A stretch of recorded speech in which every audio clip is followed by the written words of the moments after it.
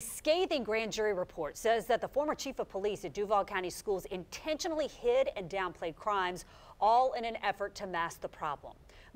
Michael Edwards resigned early last year, after a preliminary report blasted the district for, quote, outright fraud in reporting crime statistics. Now, the new statewide grand jury report says that Edwards' actions resulted in more than 2,000 misreported incidents on school grounds.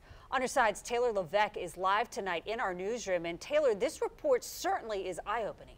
Yeah, the grand jury didn't hold back in this report, calling Edwards' conduct, quote, absolutely criminal and a shocking disregard for student safety. But due to what the grand jury called a quirk in Florida law, there will be no charges filed against him.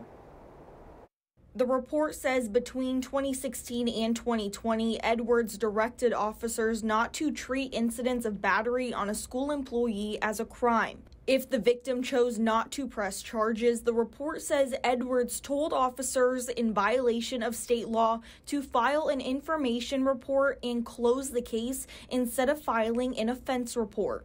After reviewing 2,600 of those information reports, the grand jury found the majority were felonies, not one of them treated as a crime. In one instance, someone who appeared to be a student was seen placing a gun in a backpack and entering a school near the end of the day.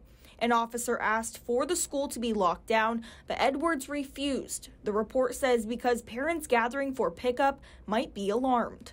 Duval County Public Schools says it has worked with the Department of Education after Edwards' resignation and is confident in its current procedures, and in a statement said, "We self-reported the errors, corrected both errors in our procedures, and requested that the Office of Safe Schools review our policies and procedures to ensure compliance with state law."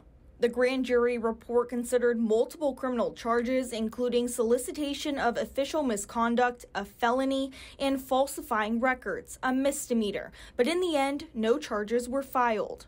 Instead of the formal charges being filed, this gentleman was given a diversionary program. So it would look like probably those charges are not going to be filed because he was diverted from the criminal justice system.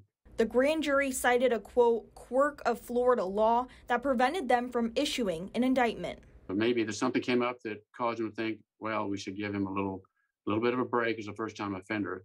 So assuming he's got that and he's complied with the contract, then I suspect that there will not be any criminal charges that'll be filed now.